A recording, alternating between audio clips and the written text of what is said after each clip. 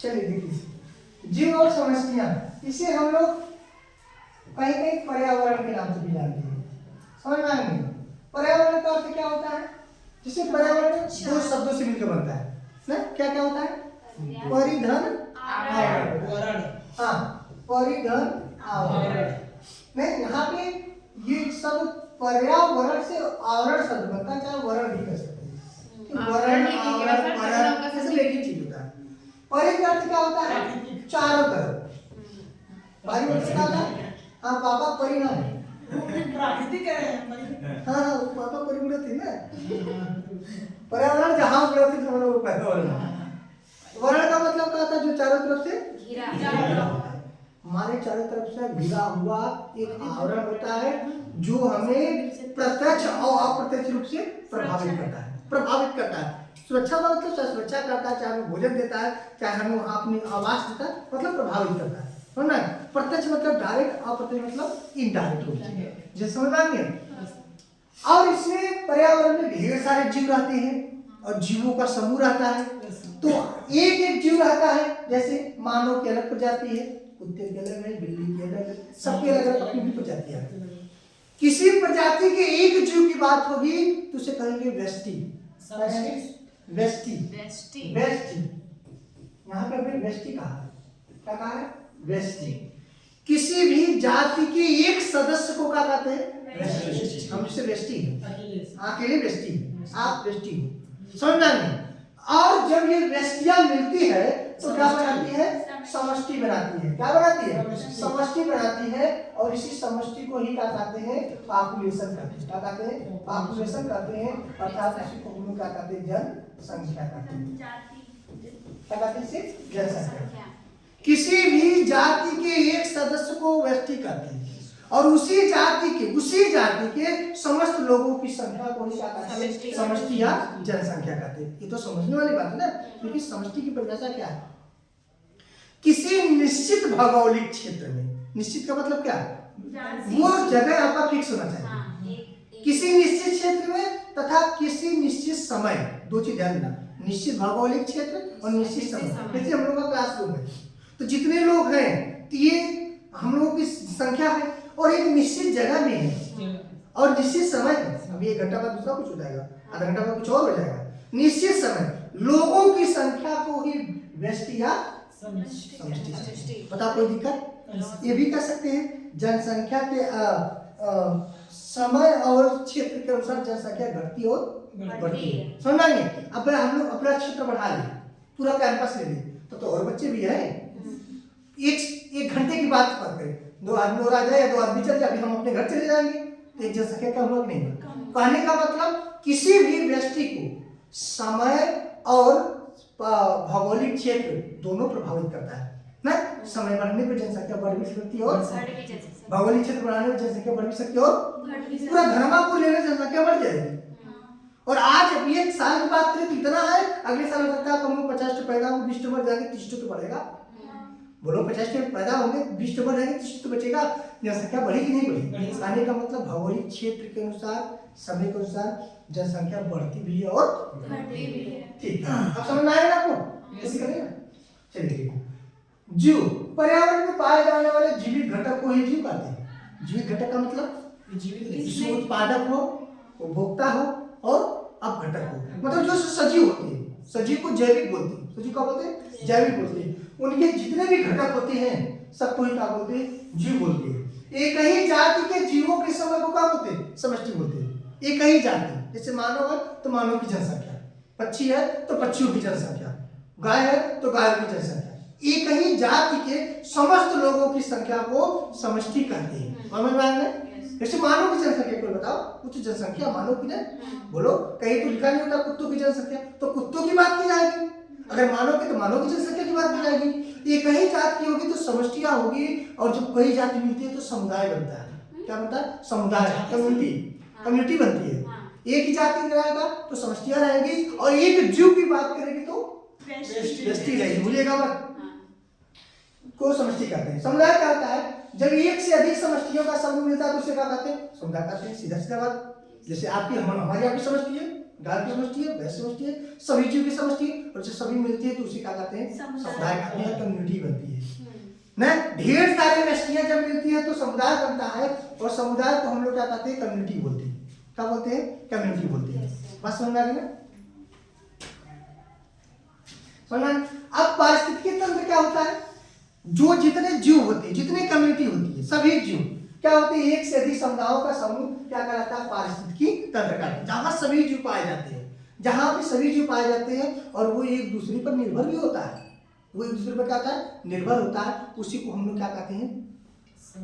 पारिस्थितिकी तंत्र कहते हैं। क्या कहते हैं? पारिस्थितिकी तंत्र। कोई पूछता है क्या कहेंगे?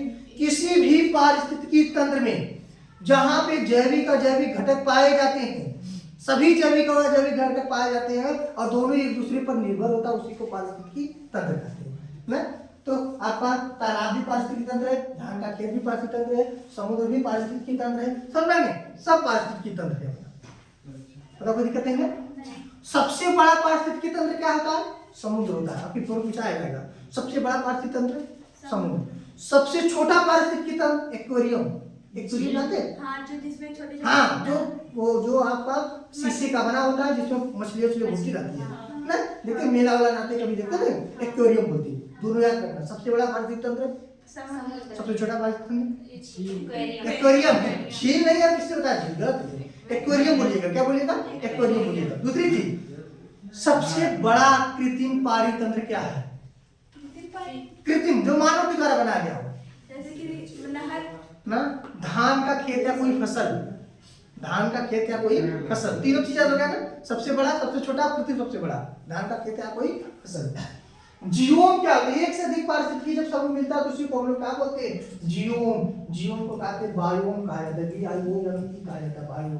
समझना है ना? जीवोम किसे कहते हैं? तो ढेर सारे पारिस्थितिकी मिलते हैं, जैसे जंगल का मिल गया, वन का मिल गया, मरुस्थल का मिल गया, जल का मिल गया, नदी का मिल गया, समुद्र का मिल गया, झील का मिल गया, हम लोगों का धान का खेत मिल गया, पहाड़ मिल गया, पर्वत मिल गया। कुछ सभी लोग जब मिल जाते हैं तो किसका निर्माण करते हैं भैया? जीवों का निर्माण करते हैं। एक व्यष्टियां समष्टियां बनाई, सभी समष्टियां समुदाय बनाई, सभी समुदाय पारिस्थितिकी तंत्र बनाया, और सभी पारिस्थितिकी तंत्र क्या बना दिए? जीवों बना दिए। नहीं समझ रहा? क्या हमने कहा था? एक व्यष्टि क्या बना दिया भैया? समष्टि बना दिया, और सभी समष्टियां क्या बना दिया? समुदाय बना दिया, और सभी समुदाय क्या बना दिया? पारिस्थितिकी तंत्र बना दिए, और सभी पारिस्थितिकी तंत्र क्या बना दिया? आपका जीवों बना दिया। पता कोई दिक्कत? जो है, जो पारिस्थितिक तंत्र है वो बताइए फिर से। पारिस्थितिकी तंत्र क्या होता है? जहां पे जैविक और अजैविक घटक आपस में पारस्परिक संबंध बनाते हैं, उसे पारिस्थितिकी तंत्र कहते हैं।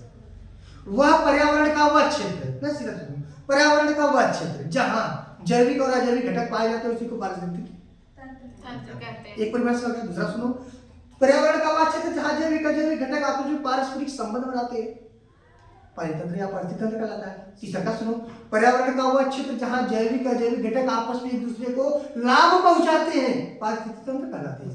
चौथा सुनो, पर्यावरण का वह क्षेत्र जहां जैविक अजैविक घटक आपस में संबंध बनाकर एक दूसरे को क्या करते हैं? जीवित रखते हैं, पारिस्थितिकी तंत्र या पारितंत्र कहलाता है। क्या? अरे भैया सब है। कवक, शैवाल, जीवाणु, बैक्टीरिया, मानव, कुत्ता, बिल्ली, शाकाहारी, मांसाहारी, सर्वाहारी, सर्वोच्च, निम्न सब कुछ आ जाएगा इसमें। समझ? ऑल ओवर ऑर्गेनिज्म, लिविंग और non living, is called components of ecosystem. Ecosystem मतलब पारिस्थितिकी मुझे धान की खेती आप बताएं, वो सबसे बड़ा कृत्रिम पारिस्थितिकी। मतलब अभी समझाएंगे। मतलब ये होता है कि धान का खेत होता है, धान के खेत में सजीव भी पाए जाएंगे और निर्जीव भी पाए जाएंगे। सजीव कौन कौन पाया जाएगा? वहाँ टिड्डा मिलेगा, वहाँ मीढक मिलेगा, वहाँ सांप मिलेगा, वहाँ चील बाज ऊपर से आ जाएंगे, वहाँ केकड़ा मिलेगा, वहाँ आपको मछलियाँ मिल सकती है, वहाँ आपका मिट्टी मिलेगा, तापमान मिलेगा, वायु मिलेगा। समझ में आ गया? जीवाणु कबर नीचे मिलेंगे। सभी सब क्या पारिस्थितिकी तंत्र है।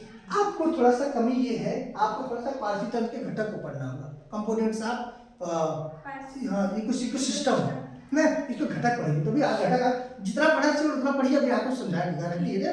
कहीं जितना पढ़ा तो पढ़ते रहिए।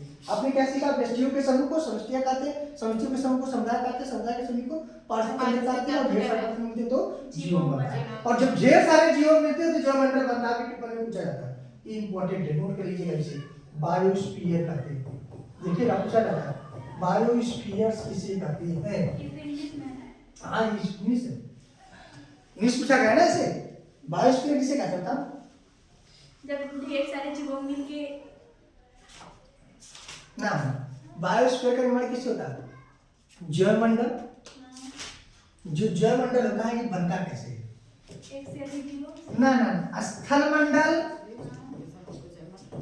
वायुमंडल और जलमंडल, तीनों मिलके ये तीनों जब मिलता है तो इसी मिलने से क्या बनता है? जलमंडल। पता समझ में आ गया? आ गया ना। जहाँ पे जलमंडल, जीवों को जल जरूरी है नहीं जरूरी है, स्थल जरूरी है नहीं जरूरी है, वायु जरूरी है नहीं जरूरी है, और जहाँ तीनों मिलता है उसी को क्या बोलते हैं? और ये कहीं दुनिया में ये कहीं ग्रह ऐसा है पृथ्वी, कौन है? पृथ्वी, जिसको ही क्या कहते हैं? जलमंडल। बाकी कहीं जीव संभव नहीं, कहीं वायु है तो जल नहीं, जल है तो मृदा नहीं, चंद्रयान तो हो गया ना? समझ में? चंद्रमा भैया वायु की कमी है।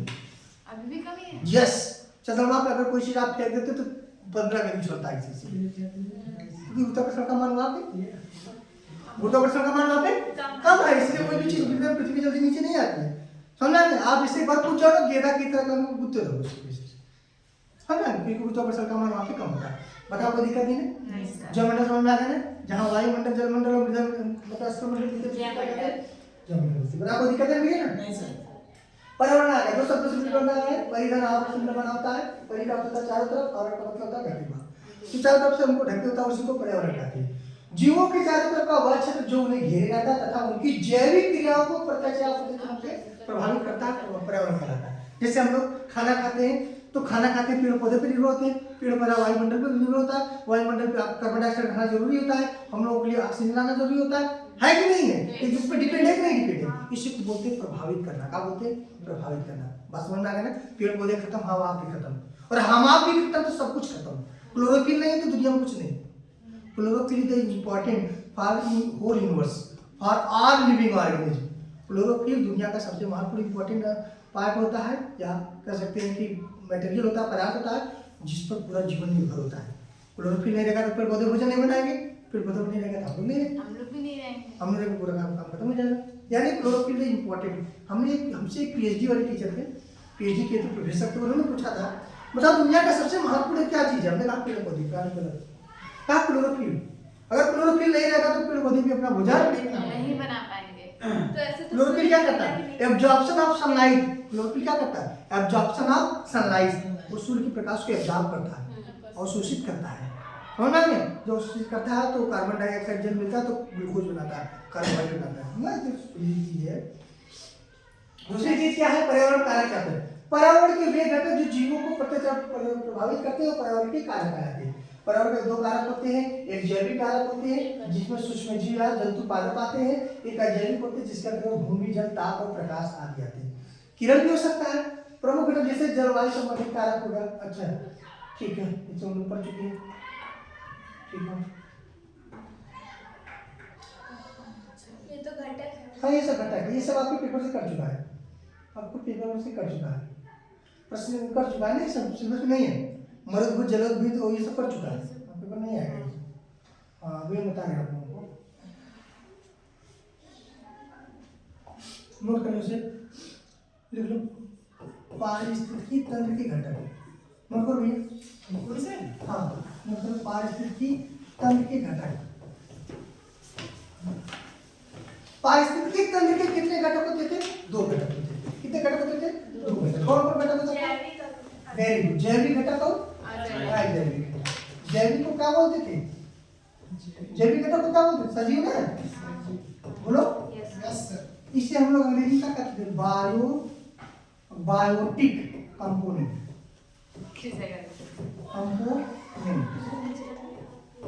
Biotic components. अजैविक घटक को भी निर्जीव कर सकते नहीं कर सकते? अजैविक घटक को हम लोग निर्जीव कर सकते हैं, और निर्जीव को हम लोग क्या कहते हैं? एबायोटिक घटक। क्या कहेंगे? Abiotic components.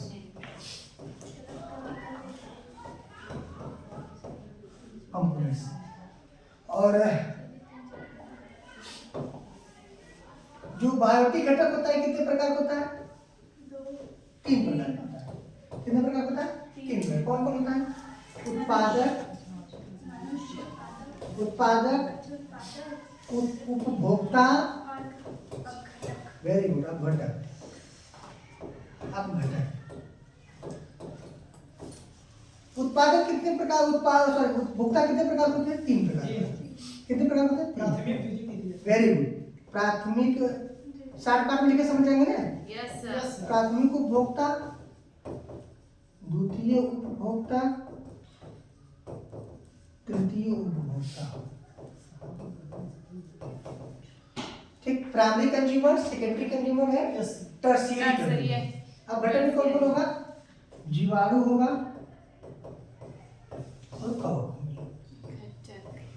एबायोटिक में कौन कौन होगा? ताप होगा, ताप,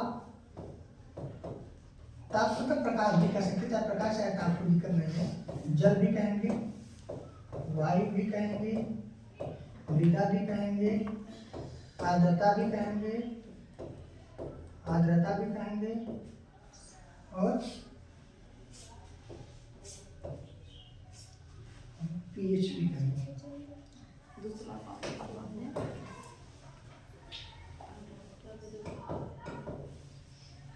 नोट करेंगे इसे। ये कोई पारिस्थितिकी तंत्र के घटक, इसे नोट के लिए इम्पोर्टेंट है ये।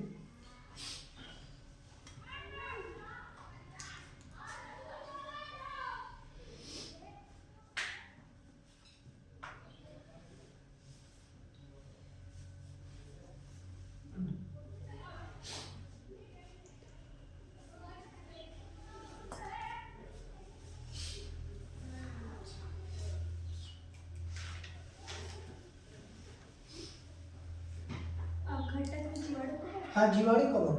अब घटक मतलब तो डिकम्पोजर, डिकम्पोजर मतलब उसे नष्ट कर देता है, सड़ा कर देता है, सड़ा कर देता है। हाँ, मिट्टी में रहता है, फिर से फर्टिलाइजर काम करता है ना, उर्वरक का।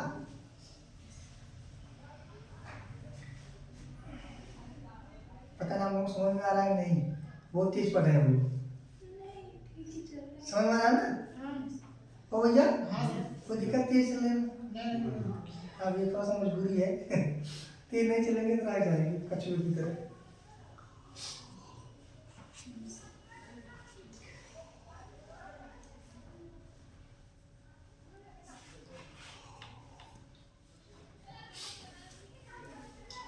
सर जी के सौजन्य से चाय मिला है बिना दूध का। ये ज्यादा फायदा करेगा दूध वाले से। आय, हाँ सर, ठंडी में यही पीना ही चाहिए। सर को नहीं हमें ना पता रहा। अंकल दूध मिले एनर्जी हो कम हो छी, के कर छी। तो जब चाय ना पीना दूध वाली चाय नहीं पीनी चाहिए।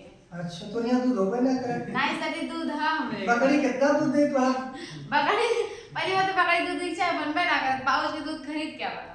आय, ना उनमें कोनो फैट नहीं, ना उनमें कार्बोहाइड्रेट नहीं, ना उनमें प्रोटीन नहीं, हमरे के ना उनमें भैंसी फास्फोरस। दूध हो। हाँ, भैंसी दूध। तब वो भैंस हमें का दूध ना तबे लगे तो नहीं निकल। 90 हमें दूध वाला चाय ना पसंद है। जो दूध के स्वाद जन्मे नहीं करी है। नहीं सर, मेरे घर पे भैंस का दूध था, गाय का दूध था, लेकिन कोई पीता खाता ही नहीं था, मम्मी बेच डाली सर। चलिए ठीक, ये भी हो गई है। थोड़ा समझिएगा, बहुत अच्छा उदाहरण समझा गया बनी, लेकिन आप बंद कर थोड़ा सा। जैसे आप पारिस्थितिकी तंत्र कहेंगे तो कुछ भी हो सकता है, तालाब का हो सकता है, धान का खेत का हो सकता है, समुद्र का हो सकता है। जैसे हमने ले लिया धान का खेत का पारिस्थितिकी तंत्र, जितना धान के खेत में पाया जाएगा ये सारी चीजें पाई जाएंगी, ये सारी चीजें समुद्र में भी पाई जाएंगी, ये सारी चीजें हर जगह पाई जाएंगी। धान के अलावा किसी मतलब और की खेती में गेहूं पाया जाएगा, बस मक्का पाया जाएगा, कोई भी फसल हो यार। सुंदर वो से धान का मतलब कि जैसे धान एक सिंपल सा हम लोगों का यहाँ धान अधिक होता है, तो हम लोग धान के बारे में ज्यादा जानते हैं, इसलिए हम लोग यूपी बोर्ड में जो होता है वो धान वाला ज्यादा पूछता है। हाँ, नहीं ऐसी कोई बात नहीं, आप जो कहो हम उसका उदाहरण दे देंगे, इस बात नहीं है। धान के खेत में देखिए ऐसे ही बताओ, उत्पादक जो होता है ये हमेशा कौन होता है? हरे पादप होते हैं। उत्पादक हमेशा कौन होता है? हरे पादप। और हरे पादप हमेशा क्या होती है? स्वपोषी होती है।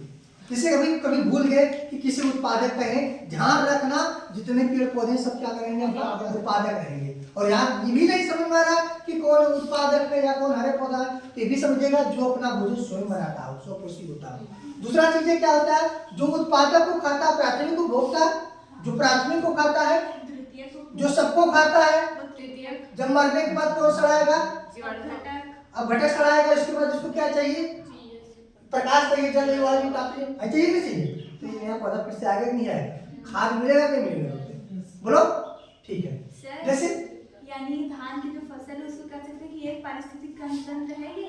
धान का खेत भी है, तालाब भी है, कुछ सब कुछ है, तो बस इतना खाली जानो जितना सब अलग अलग पारिस्थितिकी तंत्र है, जल का अलग है, स्थल का अलग है, ना स्थल का अलग, जल का अलग है, सब में ये चीजें पाई जाएंगी, उसी को लेकिन पारिस्थितिक तंत्र उसी को पारिस्थितिक कहते हैं, माने पारिस्थितिक तंत्र में जैविक और अजैविक घटक पाए। आप थोड़ा सा समझिए तो उदाहरण का समझ में आएगा। जैसे धान का खेत लिए, तो धान में धान का खेत का धान का पौधा होता है, बोलो धान के पौधे को कौन खाएगा, टिड्डा खाएगा, बोलो खाएगा नहीं खाएगा, धान के पौधे को टिड्डा खाएगा, और टिड्डा को कौन खाएगा, मेढक खाएगा, और मेढक को कौन खाएगा, सांप खाएगा, सांप को चील या मोर सांप खाएगा, ठीक। पौधा आपका यहाँ पे क्या हो गया, उत्पादक उत्पादक हो गया, टिड्डा क्या हो गया, वो प्राथमिक मेढक क्या हो गया, द्वितीयक वहाँ पे सांप क्या है, द्वितीयक सांप को कोई जल्दी खाता नहीं, वो मर जाता है, सड़ जाता है। अब पहले सब्जी चील खाता है, हाँ चील तो चील धान के खेत में कहाँ पाया जाएगा, चील तो आप चील मतलब उड़ता हुआ रहेगा, और चील अधिकतर आपके कहाँ में जंगली क्षेत्र में पाया जाता है, चील बचा के मरा हुआ सड़ा हुआ मांस वहाँ खाएगा। और मोर एक मोर हो सकता है, मोर हो सकता है, तो वैसे धान में ही कहीं नहीं पाएगा। मोर की जगह आप लोग क्या कर सकते हैं, जहाँ सांप की जगह मोर भी कर सकते हैं, मोर भी टिड्डा खा सकता है, मेढक लोग खाते हैं। मेढक भी खा सकता है, मतलब ये सबको खाएगा, मोर कहाँ मेंढक खाता है, मोर मेढक कहाँ खाता है? खाएगा मांसाहारी जीव में। नहीं नहीं खाता खाता मोर। सांप खाता है, हाँ सांप खाता है, मेढक भी खाता है, मैंने कभी नहीं टिड्डा देखा। भी खाएगा है, टिड्डा तो वो छोटा सा नंबर, वो मेंढक कैसे खाएगा। मोर टिड्डा को खा सकता है, हाँ हैं? हाँ। टिड्डा क्या?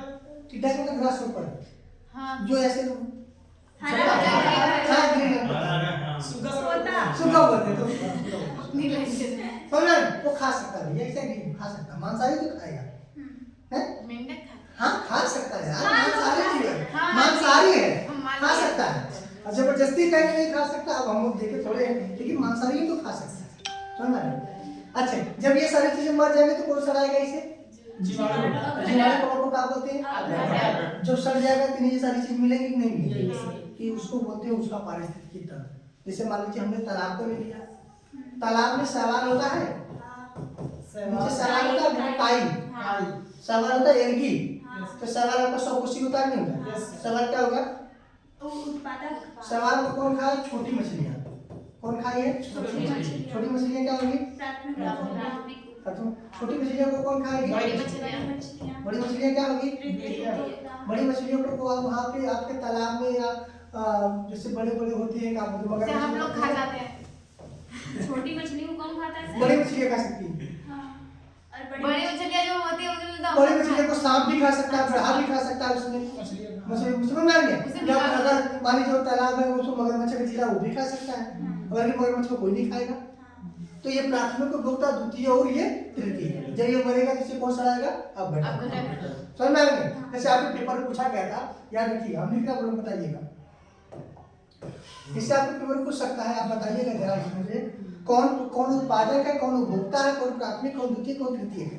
जैसे हमने कह दिया घास, जैसे हमने कह दिया बकरी, जैसे हमने कह दिया लोमड़ी, जैसे हमने कह दिया सेब, ये पूछा है ये पूछा गया है ये ना? पूछा गया और ये है भी बुक में। ये है, चलिए बताइएगा, यस सर। बताओ कौन इसमें उत्पादक, कौन उपभोक्ता, कौन प्राथमिक, कौन द्वितीय? घास ठीक है, घास उत्पादक हो गया, बहुत अच्छा। बकरी उपभोक्ता, बकरी क्या है, प्राथमिक उपभोक्ता, और लोमड़ी लोमड़ी तृतीय का तृतीयक है। समझ में आ गया ना? नहीं समझ में आया? आ गया। आ गया ना? हाँ। ठीक, अब हम लोग अपने सत्य वापस समझ में आएगा कहाँ जाता है? जो हम लोग पढ़ रहे थे, कि बार बार कहाँ चला जाता है भाई, अरे सर वो 25 तारीख को कल होगा।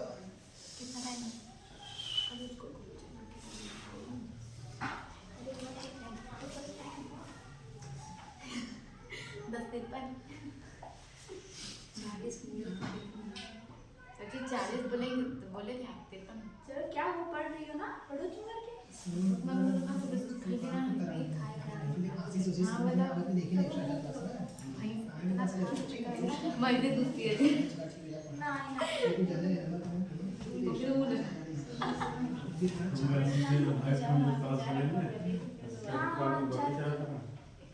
ये वहाँ पे चाय रखा है क्या? चलिए ठीक है, अब हम लोग को समस्या पढ़ना, समस्या कल पढ़ेंगे। तो ये समस्या हम लोग कल पढ़ लेंगे। Yes. अभी भी चाहिए पास करो, वहाँ पे चाय रखा है। तो नाम लिखूंगा। बैठे तो